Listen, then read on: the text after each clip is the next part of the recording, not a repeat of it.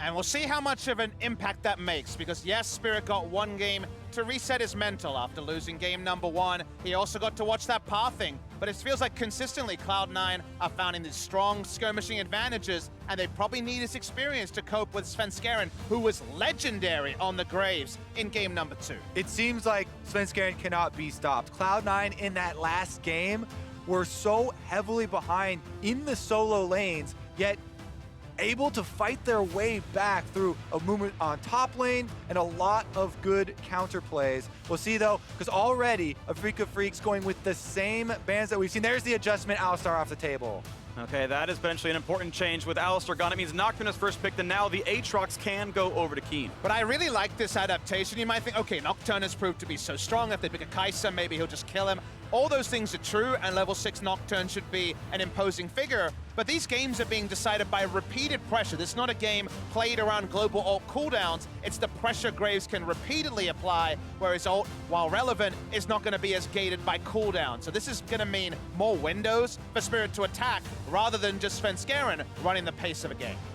Cloud9 has been instrumental in the success of so many teams here at Worlds. The ultimate paranoia, taking away vision from the enemy team, is the strongest buff that was added to this champion. 6 seconds of disorganized enemies not being able to coordinate their abilities means so much. And Cloud9, with a tried and true combination, the innovators in North American LCS that first used this combination with Shen to shore up some of the weaknesses of Nocturne. And it's a lot of dive for C9. They're going tried and true, but we talked about adapt or die being so important here at Worlds. This is the 3rd Thresh game of the entire summer split, counting Worlds for Tusin, saying, I need a champion that can pull my back line to safety when the Nocturne, Shen, and Lissandra start diving me. We know that Shen is a flex pick, the Lissandra the same, so C9 still open-ended in their composition. And this dive, though, that they've already got the cornerstone of, is the prototype of C9, the C9 that Afreeca would have evaluated most often before Worlds, and even if you incorporate the group stage. Afreeca see what has been levied against them, and now we will see some globals. Bold to go Galio into Nocturne, because we've already seen that more often than not, that has been a trap, and the Nocturne ultimate has been able to negate. But if you play make early, as KT were able to do earlier in the tournament, if you're proactive, you find the lead, and in a Worlds defined by proactivity, Afreeca will have to turn on and flip that switch. Yeah, Afreeca gonna put that timing to the test. You need to either take the priority, Galio ult instantly before Nocturne ult comes up, or you will be very far behind in the team fight. Here we go though, top lane bans still coming through. The Aatrox will not see a 3rd game. And this looks like a Kai'Sa game for Cloud9. Lots of backline hard crowd control. Sneaky would pick the champion if available, but Afreeca get dibs first. And they've not banned Lucian. So if Kai'Sa comes through for Kramer, I think you expect to see Lucian, Shen bottom lane, a lot of heavy bullying, and that same bot lane pressure we were seeing all series young. But no, it's C9 banning it away, which surprises me. I like the ban though, because so much hard crowd control and no damage with the first 3 drafts that Kai'Sa does round out the draft, yes, at the cost of bot lane priority. That was really the core tenet of the Game 1 victory, but Game 2 was a lot more even around bot side until Svenskeren got involved. Afreeca actually rolling back what worked in the regular season when they moved away from majors. They played a lot of Varus, and Kramer will jump onto that pick. Yeah, Kramer definitely on a comfortable pick, but it feels like Sneaky could go right back to the Lucian. Definitely been so successful for Cloud9. He'll have a more difficult time, you know, in lane. Varus very good at landing harassment with the arrows, but Lucian also is very quick, and we'll see if he can get the dodges off. And it's C9 just looking at backline access. You're right, the Lucian still is going to be picked 3 times in a row, but oh, wait, hold on. I still think Ornn is most likely there for Licorice, though. Another hard engaged tank seems very common here in the lineup. Very interested to see if a top laner like Ornn is taken, because I think that Darius would be the big pick for Kiin. In that way, would once again be attacking lane. We've seen no Darius so far, but a big pick for him in the regular season, and a good matchup into Ornn. Something about Licorice here. No hesitation, by the way. Kiin with the lock-in. Bit safer. Definitely going to be able to scale up. Once you get some more money onto Gangplank, which is easy, due to the extra gold generation. Your armor penetration through your barrels really comes into play, and they'll have a lot of damage. Plus, having a Galio on your team means that there are other options for engaging, and you don't need the top laner to be the main. But gentlemen, you look at the Afreeca comp and say, man, this was good in spring season. Man, this was good in parts of summer season. Ultra standard LCK draft, but the LCK have largely felt outdated in a more impact-orientated meta with so much action, whereas Cloud9, with so much initiation and also the ability to turn out the lights, are adapting to the new. Yep, Cloud9 sporting the new hotness here with a lot of play-making ability, especially towards the early game. Now the Braum, Ornn, which brings it all together, we should talk about Licorice's play on tanks. You alluded to it very early in the series, Phreak, of the origins of this player and his 1v1 abilities, but his tank play has also been one of the biggest strengths of Cloud9, both the Ornn starting off team fights as well as the Poppy denying enemies. And he has certainly become one of the most well-rounded players on the whole team. If they win 3-0, he would have given over counterpick to a lane-focused champion 3 times, and Cloud9 would still have come away with the victory, which already gives you so much more confidence looking forward to a tough semifinal. And so Cloud9 do have comfort for themselves. You talk about Afreeca's comp maybe being slightly outdated, but they still have the options to react well. If the lights come back on and the Galio ult comes down, that can look good. Gangplank can answer as well, and we are in for game 3. If we use the word tempo positively about Afreeca Freecs in this game a lot, that will represent a victory, but with Cloud9 having so many game-changing ultimates, doesn't feel like that's been the story of 2018 Worlds. And we mentioned the stronger counter of Nocturne into Galio, being able to deny the ultimate. However, Nocturne also pretty good soft counter to making Gangplank's job more difficult in landing barrel chains. If you can't see that far into the darkness at the enemies, makes it very difficult to put those together. Guys, I'm not seeing very far through the darkness either at the moment, but I'm going to try and keep it together for this game number 3. We are, approaching a very historic moment here where the last hope for Korea, the last seed, possibly eliminated before semifinals even arrives. Korea's worst finish ever at a World Championship is semifinals with Azuba Frost back in Season 2, so 2012 we're talking about there. Afreeca Freecs, they've got some lane priority in the bot side. Shen not known for his duo laning ability unless there's melee champions going on there, so it should be pretty happy times for Kramer and Tusin in what has been, so far, a trying series for them. And you expect Spirit to have more early game pressure than Svenskeren here. Nocturne pretty famously a farm to 6 jungler. Gragas, we saw in Spirit's game 1, gets plenty of ganks off early game. And while Nocturne definitely wants to get to level 6 as quickly as possible, you definitely have to be careful about underestimating the ability of the champion in early dueling as well. The fear tether as well as the attack speed you can get from blocking a spell do have significant threat. Should be played around and is something to keep in mind.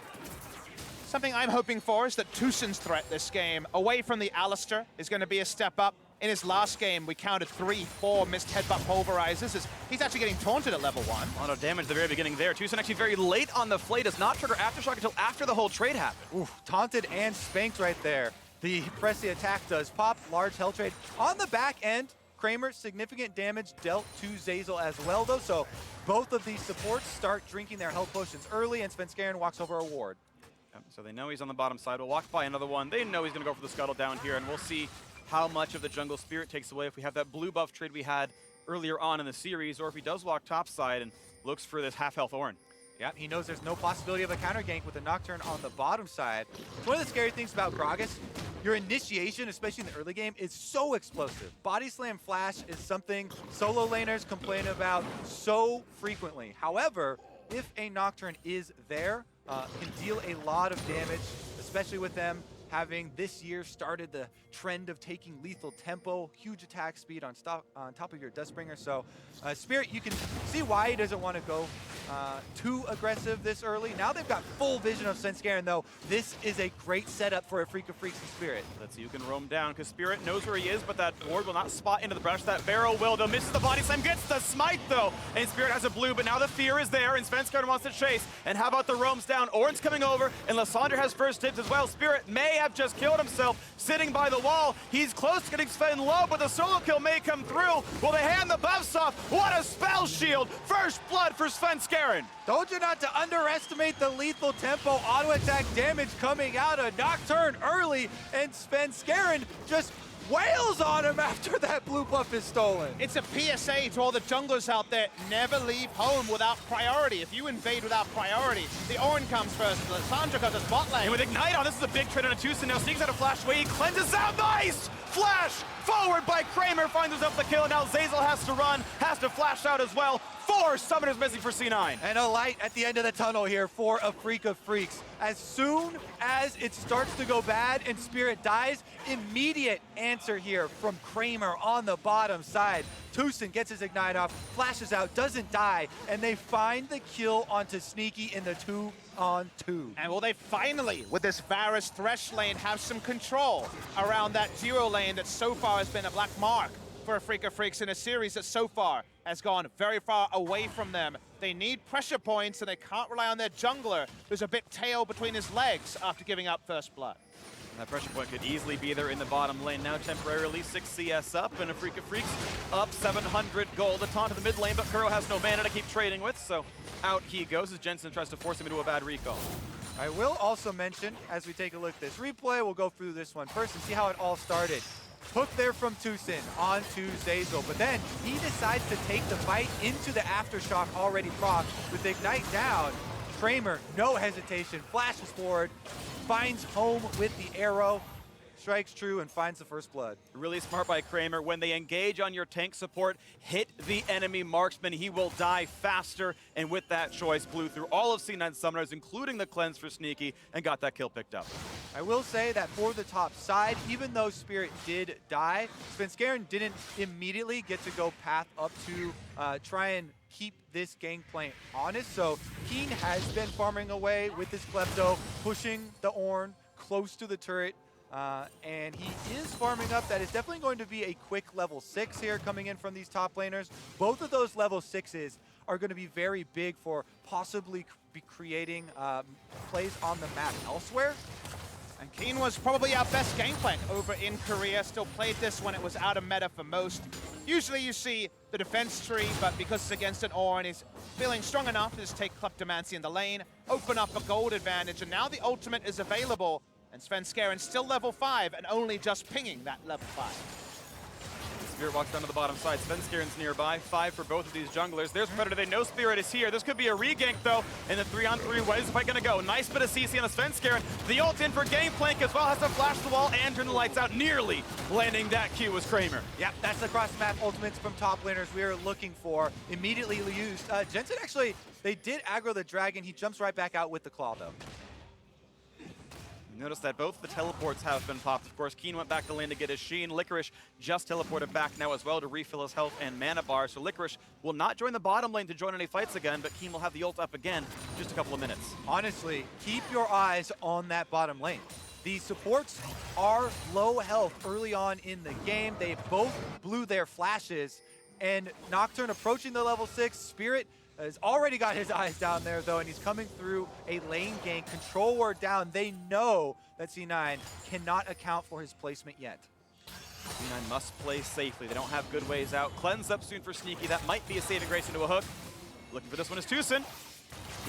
Galio ultimate is also available for Afreeca Freecs if they want to commit very hard.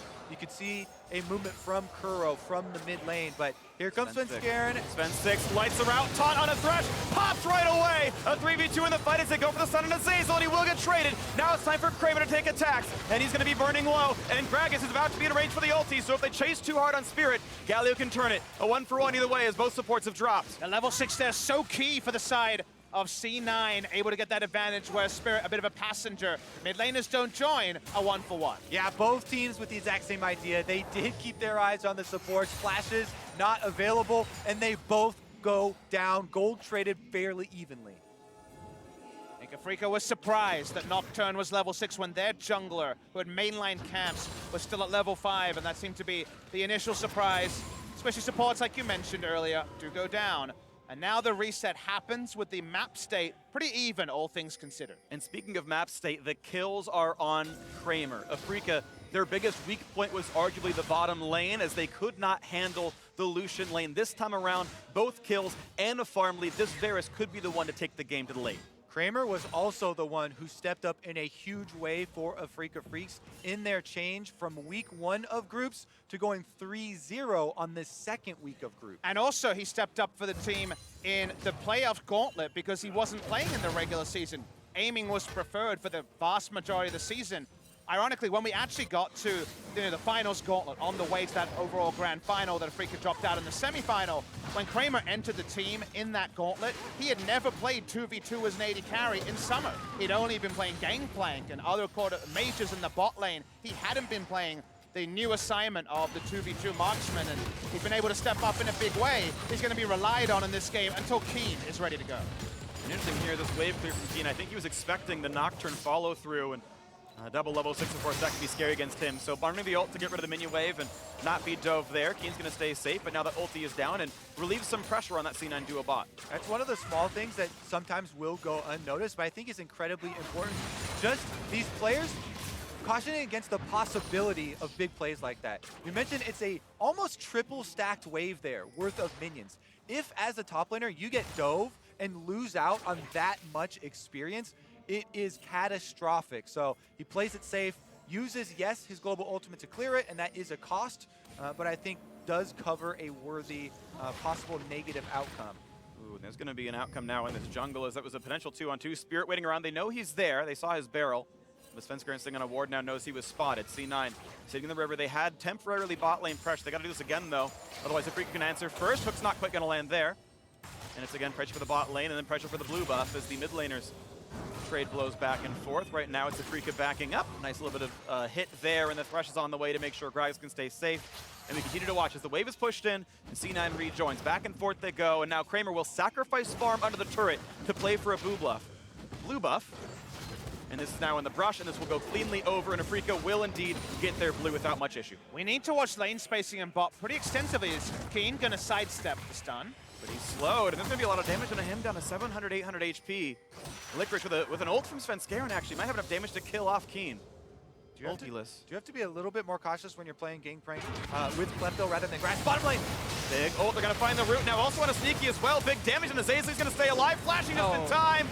And the flash maybe a little bit late, but now the answer on the backside. The flash, the heal to stay alive, just barely. He's going to stay up in this one, but now the Shen keeping a teammate in, but that hook was beautiful. And he's answering for his sins in the first 2 games. Tusin finds 2 more kills for the squad. Another play, sneaky. He's got to be careful, 1v3. Cannot quite find the answer. Flashing away. Oh, this should be enough. Watch out for the lantern. And now the top side, the fights just keep on happening. Sneaky cannot join this just yet. The slow into Kramer, the Q's going to find one in the top lane. They've got damage to the Kiin, but he's staying alive. 2 for 1 in the bottom lane, and Phreak comes out ahead. Oh, what a heal bait from Kramer! It baits Svenskeren to take the Paranoid in on Nocturne, and Afreeca actually come out with more kills, but Sneaky fights his way 1v3 back to get 1 kill for Cloud9. It was so close to a triple kill 1v3 for the Lucian, unable to mana bar and just in general the kite back stop it, but that could have been a bonanza for Sneaky. Big plays from both of those marksmen. Let's take another look at this one. All right, the initiation starts out with the supports, again, as primary target. Nice ultimate there from Kramer to start it off. They follow it up. Zeyzal expects the flax to come through, so he does a good job avoiding it. But then Svenskeren almost one-shots Kramer. Not close enough, though, and Kramer can still add damage. Right there, the Zhonya's allows Svenskeren to get picked up, and now it is Sneaky 1v3.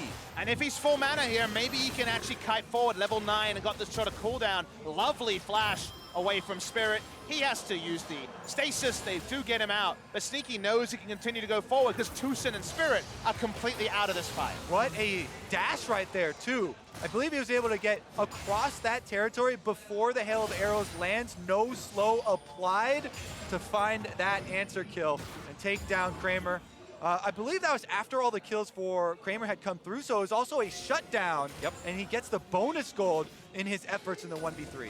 Several extra gold picked up there, a couple hundred for that. And we now look back at a very equal game state. 2,100 gold apiece for the Ocean Drake gives Afreeca better laning and better answers at the end of a team fight if they need to roam around. Sneaky finding some more poke, but Spirit is right there and playing up on the edge, the precipice of death if Gragas goes in for the play. He does have the ultimate. Spirit is sacking camps to make this play. You see the question mark ping. They should be suspecting this because Raptors is not being cleared by the Gragas in quite a while. This is one of the hardest camps I have seen put up at Worlds. I think that actually lets him know. Yeah, It ended early.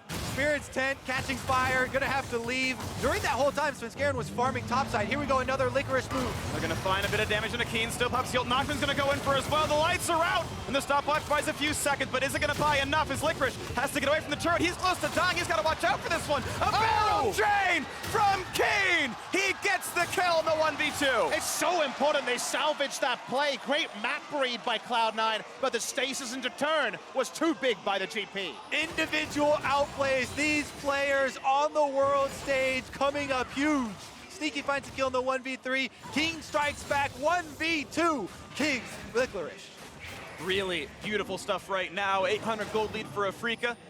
A bit of a respite though, the blue handed off to Jensen. He has not gotten around the map just yet. You talk about mid lane matchups, how volatile they've been. Jensen smashed game 1, Kuro smashed game 2. This one a bit more equal. It's been about the side lanes as now they TP in and look for Kiin one more time. He does have the flash though. He could get away. That's gonna be a spell shield. Now to answer back. The auto's not gonna be much. He's feared. The flash over the wall. A nice escape by Kiin. That is the Kiin we know and love. He needs to be big here, but the bot lane is backing him up in this game. I love the passage of play we saw topside because they read that the Gragas could be bot. The Gragas is back bot, but this time, he only wants the turret. Yeah, it's amazing that Kiin is dealing with this pressure. He's absorbing the Cloud9 jungler's time.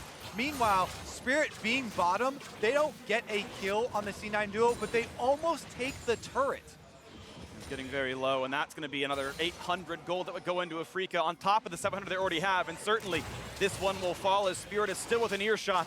And they're going to give this gold all over to Kramer. 3-1, 600 gold more in his favor.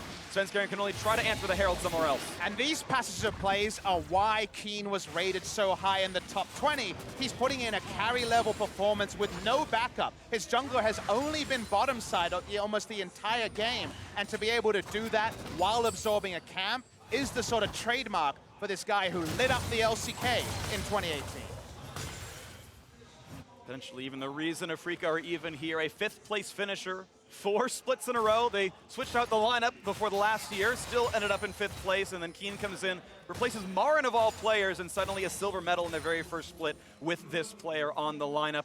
And now looking at a reverse sweep to keep all of Korea's hopes alive. The host nation are about to potentially, for the first time at Worlds, lose all their teams in the top 8. And Sneaky here on the Lucian, 3 games in a row. You can tell that Afreeca Freecs identified this as one of the biggest problems. And with that, they have had Spirit constantly down to the bottom side. If you have a nickname or a title you don't like, maybe you just take it on. And Sneaky in lane is becoming a positive meme in this particular game. He's dominated to the point where they've required an extensive jungle camp, and he still exits the lane with a CS advantage. Even 2 kills to his credit as well, so really kudos to him for stepping up. The longest standing member of C9. An almost unbroken streak of starts at the beginning of Summer Split. He was out for a few weeks, and they decided they needed him back in, and he's once again bringing Cloud9. This is his 5th quarterfinal at Worlds, but he has always fallen since back in 2013 when he first showed up on the world stage.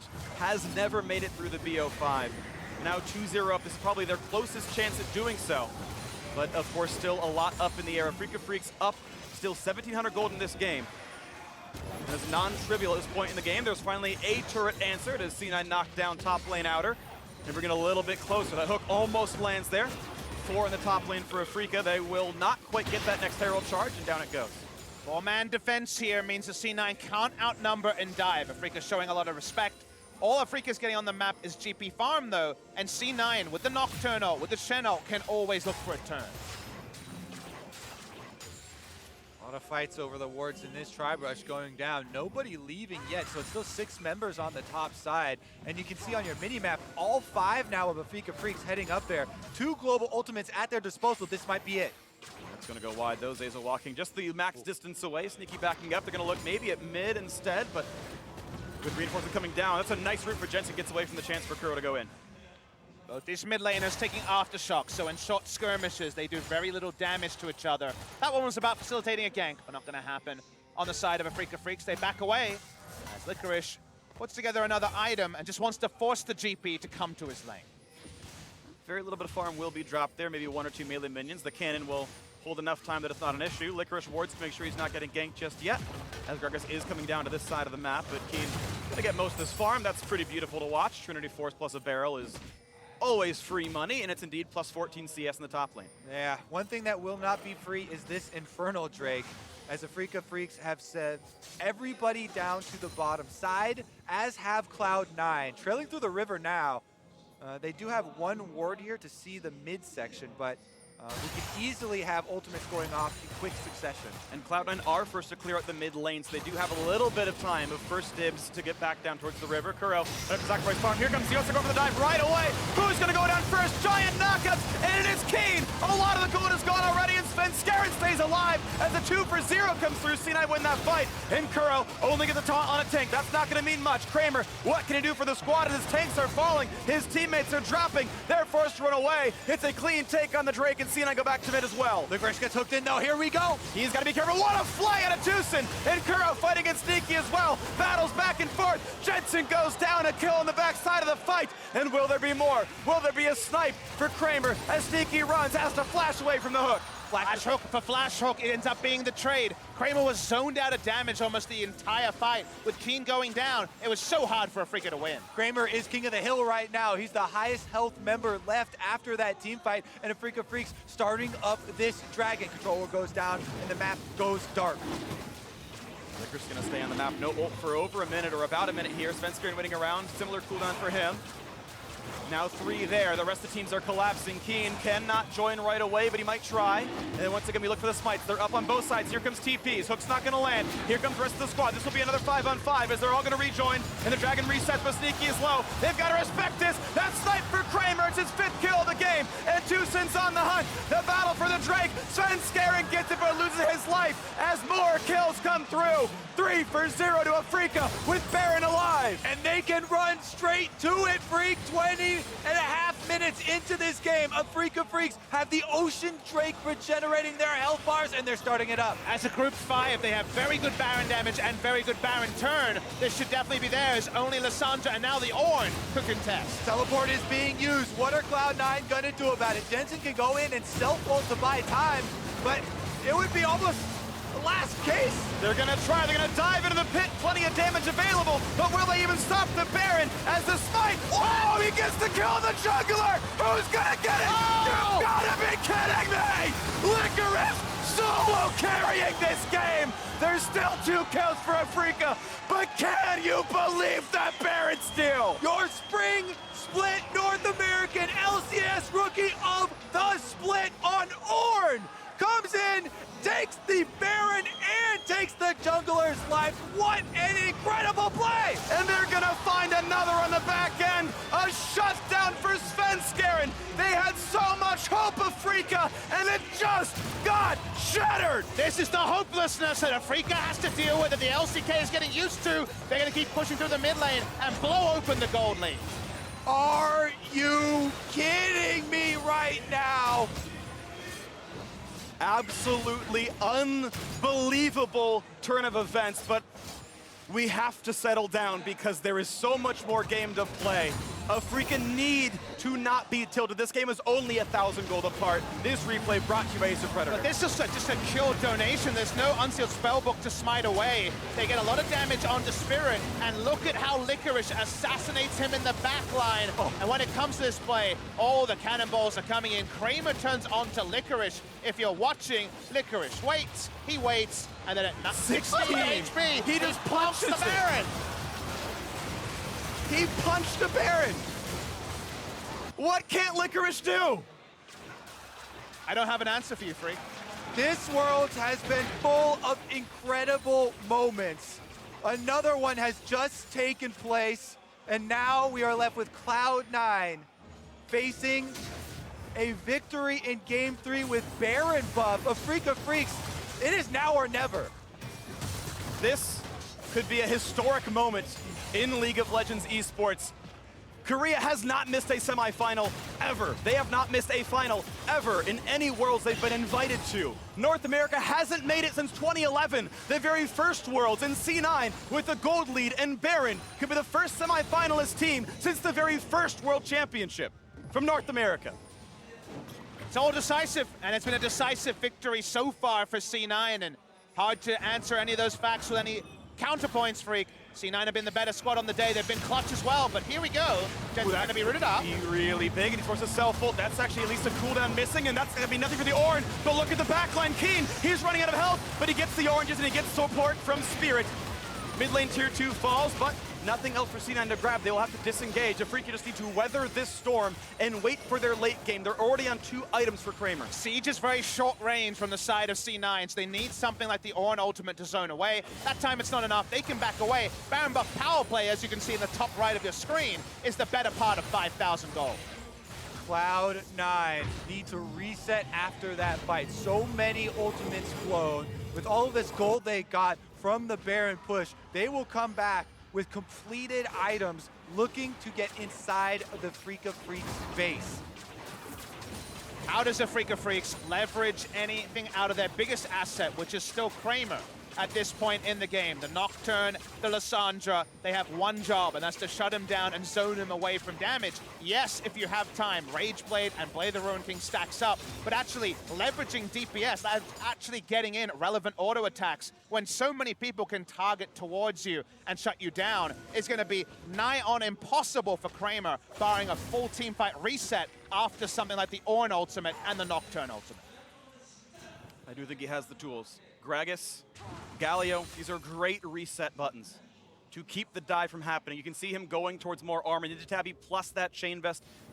Svenskeren may not have the damage to kill him off. Kramer can still do the 1v5 team fighting. And Kiin, similarly, so much gold on this Gangplank. The damage is there. The team fights can be done for Afreeca. One counterpoint I'll say is I can't remember a meaningful Galio ultimate in this game. Once again, it feels like one of those games where if you fall behind against Nocturne as a Galio comp, the Galio ult, more often than not, is available after a team fight. So much of this game has been bottom lane and top lane, constant fighting, creating plays for each other. And now we have the Baron buff timing out. So Afreeca Freecs, a small window to try and get some vision at least back for themselves to set up that possible counterplay, the possible comeback. And if the comeback does happen, they've got a lot of standing turret gold left to grab. Only a single outer is gone, so 1,000 easily reached gold from top and mid outer turrets can be there if the tide does swing. If it ebbs and flows the other way, we'll wait to see. Still, 3,000 gold separates these squads. C9 are in the driver's seat. They do have the tools they need. But it's hard to demonstrate how hard it is for either Kiin or Kuro to hit a side lane and farm, because you have to contend with Nocturne ult, the Lissandra teleport, Shen ult. Going for a 1-3-1, even farming side lanes is hard. That's why they're in an ARAM position, even though you'd usually consider Afreeca as a 1-3-1 team with this comp. And here comes the Ornn. Could this be the signal of the end? A giant knockup, a dive to the back line. Huge crowd control, but no one's dead yet. They finally get Spirit. A 1-for-0. Galio shows back up. Licorice gets a shield. So far, it's still the 5v4. They're re-engaged. A 4-person rout! And they've got one, but Jensen falls. Another kill in for Afreeca. They're firing back. A hook on Ornn. Stinky forced to run. Sniped. Down by Kramer. Afreeca win the fight. With everything looking against them, Afreeca Freecs stand tall. They fight off Cloud9, and now they can push back.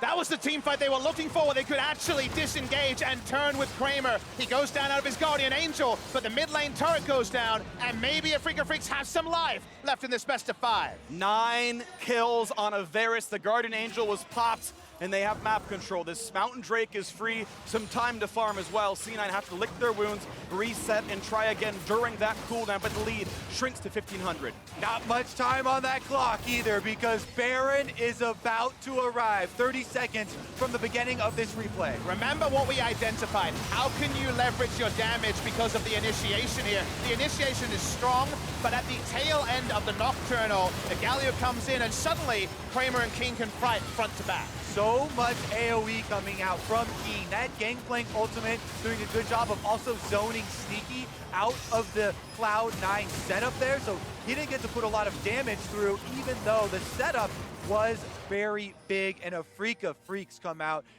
just when they need it. So on the reset map, a 1,400 gold difference, and Afreeca have a Mountain Drake and the ability to absolutely eviscerate that Baron with one good rotation. Licorice on the bottom lane, just pushing in, splitting. He has teleport and he has an ultimate. Afreeca, though, playing provision control around this river. They know that if they play it right, they can win the next team fight. Quick Silver Sash, done for Kramer as well. Get away from big taunts or a big stun. He's itemized, though, for utility, not just the straight-up damage output. His frontline killing is not incredible. Licorice can maybe survive him as he builds towards the Warmogs. And he flashed aggressively, and now he has to deal with the consequences of that against Ornn, Lissandra, Shen in the next fight. And that's not even including the Nocturne, who doesn't have a Guardian Angel to power through. So it's even more tricky for Kramer to position in the next fight. Every flash on Cloud9 blown in that team fight. And those will also be a liability if something sparks here in the red quadrant of the jungle. Everyone walking on tiptoes right now. Yeah.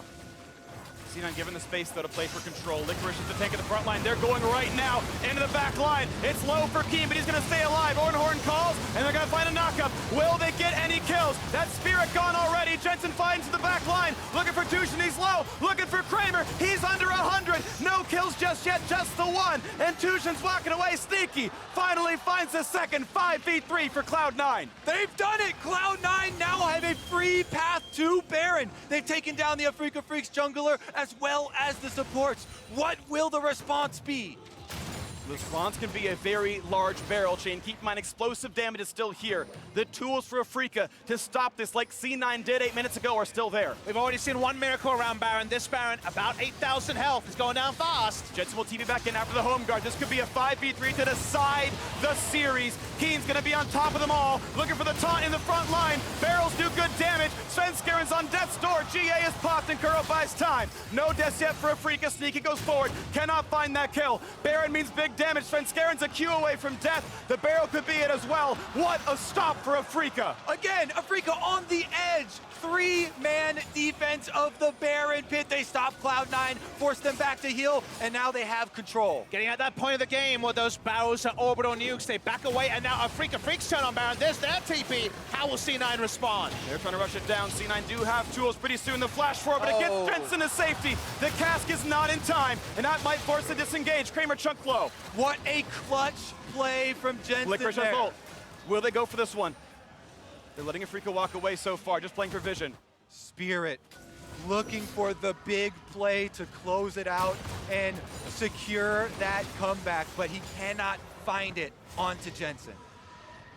Deep breaths, guys. We do not see a Baron taken there. No massive teamfight victory. We have to reassess the map state. There's good control wards around the Baron from both teams. C9 gonna go and do their chores, pick up some minion waves, farm it out, but the next Baron should decide the victor of game number 3. And those chores could be plenty. There's an extra tool in Afreeca's toolbox. They have TP on Kiin. Neither C9 solo laner does. So now there is actually that chance to make split push unanswerable. This world has certainly been a test for my heart. So many games coming down to such slim margins. So many upsets coming through.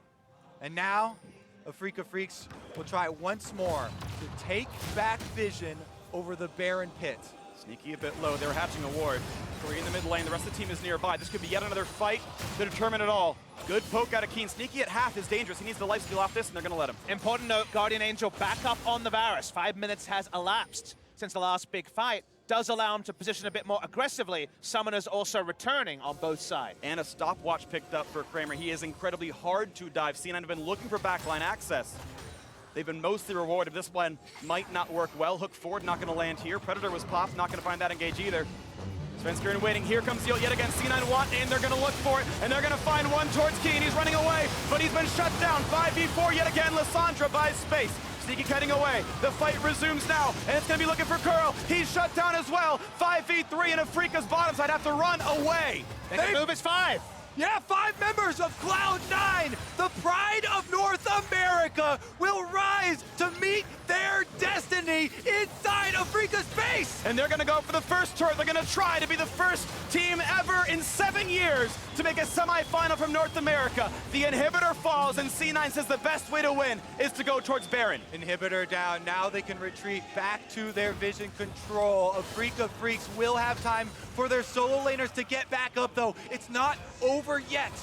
C9 gonna go for the full reset instead. They're gonna recall everybody, buy items, get their health bars back to full. We will have another team fight to determine who might win this game. I don't know if you two are going to survive this one, but I can understand why we're seeing fights like this to go one way than the other. The seesaw is continual. This time, notice that one of the tanks and one of the threats are separated from the other 3. Afreeca kite upwards, and that means that Kuro and Kiin leverage their health bar for North. Great shot calling from Cloud9.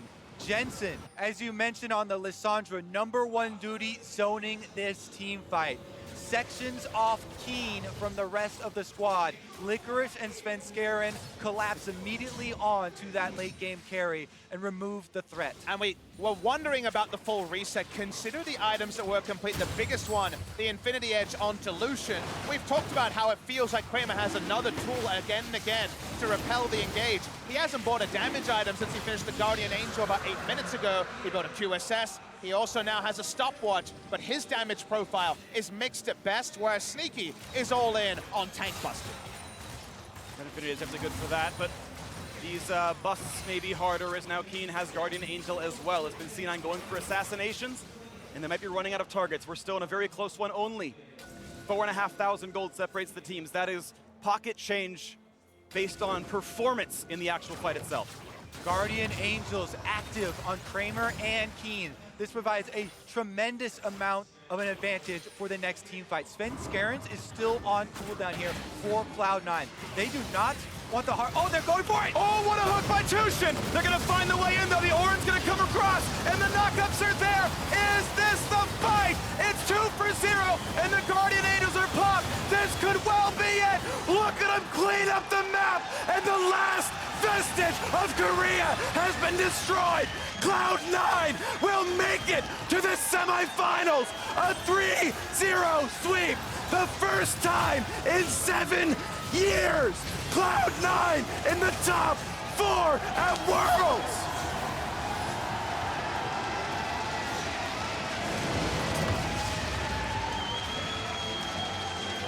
North America has dared to dream for many, many years. 2011, 7 years since they pushed forward. Cloud9 so often tasked with making it to this moment and moving forward and coming up short again and again. This was the big moment for them, and I can see it worn on everyone's faces that Cloud9 deserve this victory, and also the manner in which they get it. A 3-0 over Afreeca Freecs. The true example, the epitome of the reality. The meme is dead. The gap is closed. Korea's not at the front. In fact, they are behind the EU LCS, the NALCS, and the LPL as they are fully eliminated from Worlds 2018.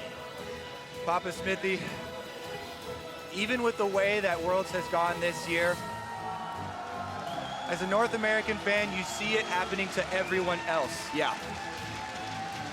Europe gets their upset. The LPL gets their upset. And finally, North America gets their upset. And we'll see more of them next week. Fnatic and Edward Gaming battle for the right to see who will challenge Cloud9 for a spot in the finals.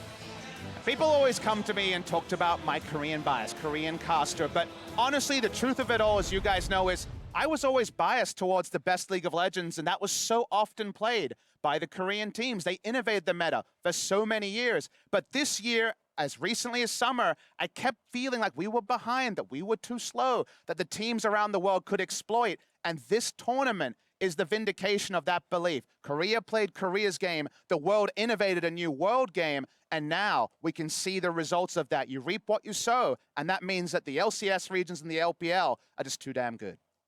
Incredible performance, Cloud9, probably the most aggressive North American team, and they have made it the farthest at Worlds. Beautiful performance there, and for a breakdown on this historic moment, let's hand it over to the State Farm Analyst Desk.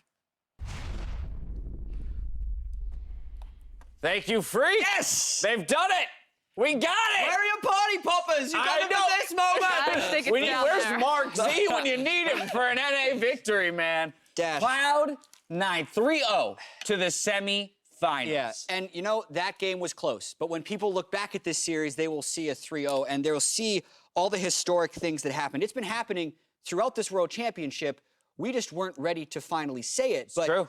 Korea didn't even make the semifinals. They're out. For so long, Korea, and then the gap, and then everyone else. And now we've had an EU team, a Chinese team, and a North American team qualify for the semifinals, and every Korean team is out. And none of them, so go ahead. They went through the Korean teams. That's the big thing. This wasn't the LCK cannibalizing itself. There is merit that all 3 regions went through at least one Korean team to get their spot. And for so long, I feel like you, at least as an NA fan, you weren't allowed to get excited because eventually they would meet their maker in a best-of-5 against Korean, and they would be proven to be inferior. Get excited, Jat. That's not true. Yeah, we can get excited. Now, You're allowed to get excited. Even in that third game, we were still like, don't, no one get out of their chairs just yet. Wait till the Nexus explodes, and then it happens. And what I think is most fascinating to me is the fact that this isn't an inexperienced roster. You've got Licorice in the top lane in his rookie season. You got Zeyzal in his rookie season in the bot lane. Yes, you have veterans across the board. Sneaky, one of the most veteran players to hit a world stage in terms of the number of games he's played at that level.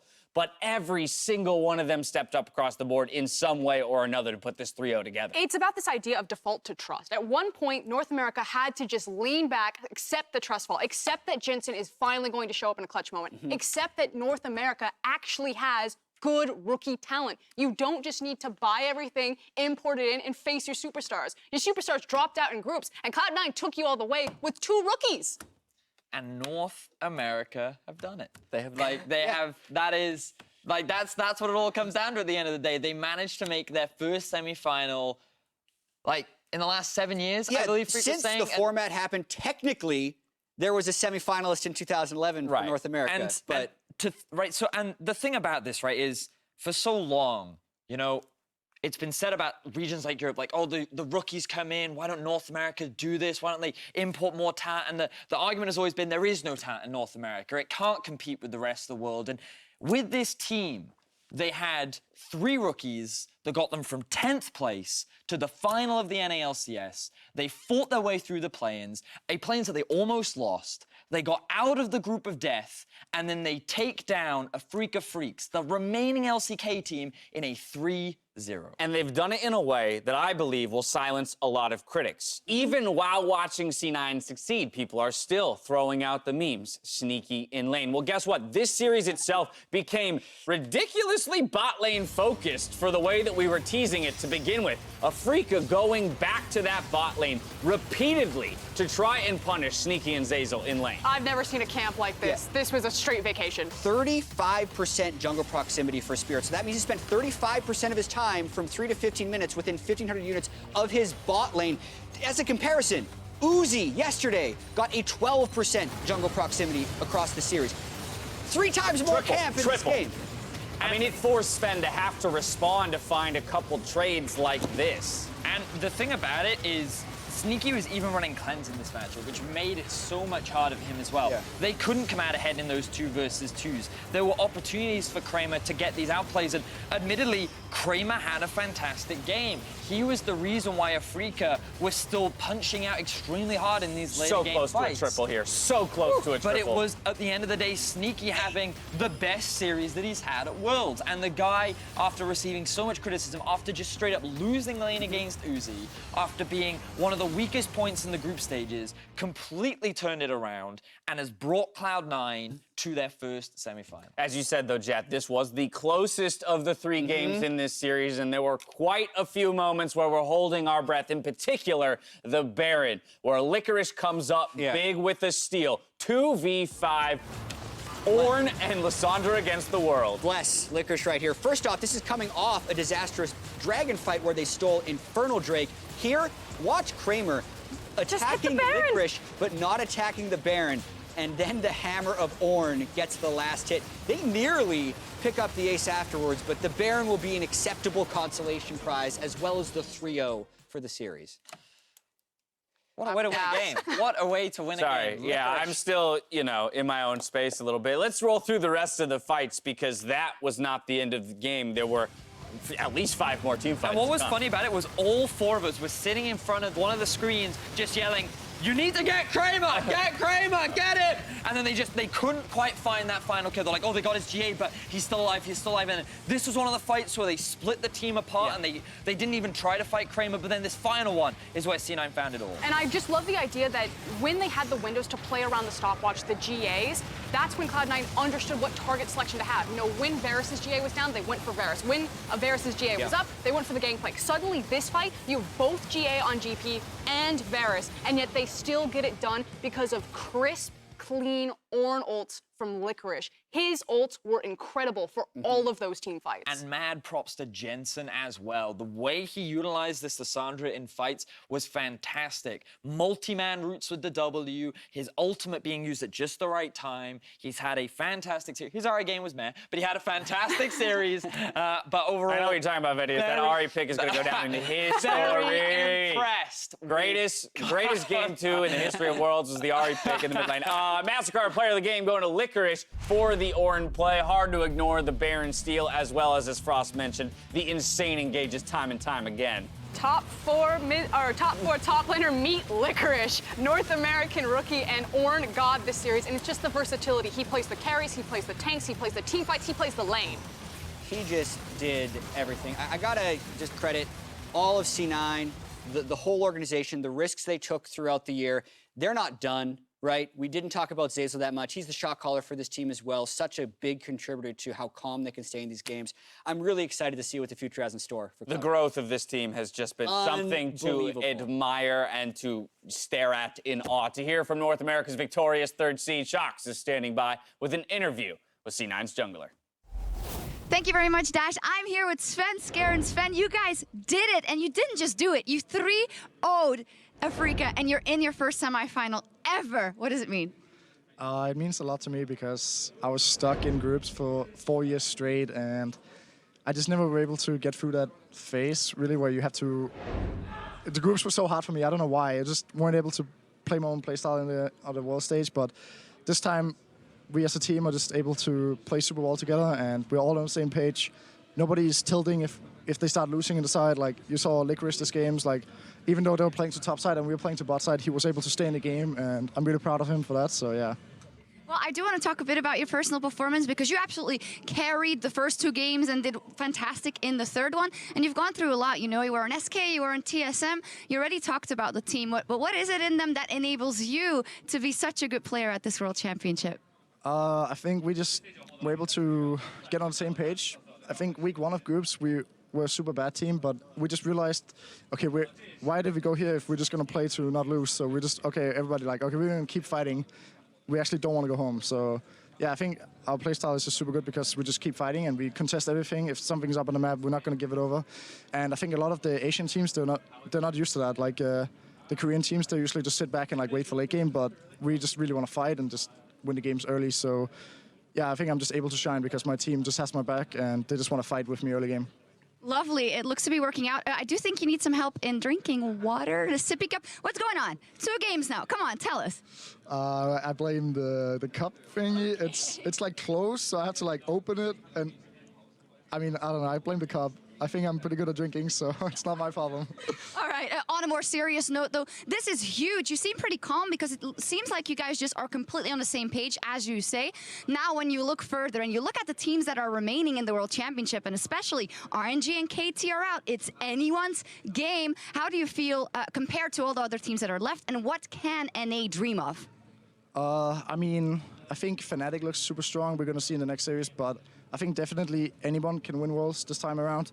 It's super exciting, and I think for next year it's going to be so hyped for the West because every time in the past, all the Western teams were just like, well, it doesn't matter what we do, Korea's going to win, so we might as well not try hard. But seeing the West go so far in Worlds, I think it's going to motivate the whole West to just do a lot better for next Worlds. So even though we don't win the next one, then I'm just excited to be here and like make the West have more hope.